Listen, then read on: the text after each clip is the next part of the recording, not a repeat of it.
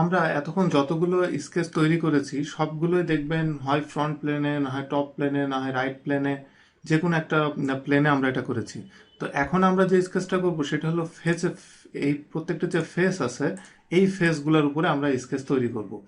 এই ফেসগুলোর যারা একেবারে বিগিনার তারা প্রথমে যে ভুলটা করে সেটা হলো যে দেখা যায় যে এইখানে ফেসের উপর করতে গেলে এই ফেস ঠিক এই ফেসের সাথেই একটা রেফারেন্স প্লেন তৈরি করতে হয়, সেইটা তারা তৈরি করে, যেটা টোটালি রং আইডিয়া।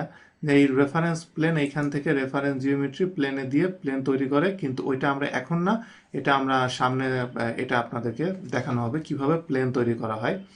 তো এই ফেসের উপরে যখন আমরা একটা স্কেচ তৈরি করতে যাব, তখন জাস্ট এই ফেসের উপরে কার্সরটা নিয়ে জাস্ট রাইট বাটন ক্লিক করলে এইখানে দুইটা অপশন আসে, মানে দুই রকম আছে। একটা হলো এডিট স্কেচ, নিচেরটা হলো স্কেচ। এডিট স্কেচ হলো এই যে বক্সটা আমি তৈরি করেছি, এই বক্সটা তৈরি হয়েছে একটা স্কেচ থেকে। সেই স্কেচটা হলো এইখানে যে স্কেচটা দেখতে পাচ্ছেন, এই স্কেচটা থেকে এই বক্সটা তৈরি হয়েছে। তো এইটার জন্য এখানে ওই এডিট স্কেচ অপশন দেখাচ্ছে, আর নিচের যে অপশনটা এটা হলো স্কেচ। এইটা যদি আমি ক্লিক করি, দ্যাট মিন্স এই ফেসের উপরে এই স্কেচটা তৈরি হবে।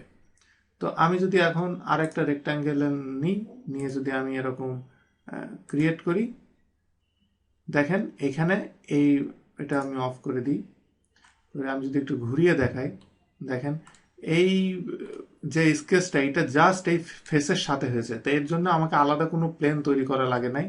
এখন আমি এই স্কেচ দিয়ে যদি আমি অন্য কিছু করতে চাই সেটা আমি করতে পারবো, তবে এটা একদম এই অলওয়েজ এই প্লেনে ফেসের সাথে লেভেল হয়ে থাকে।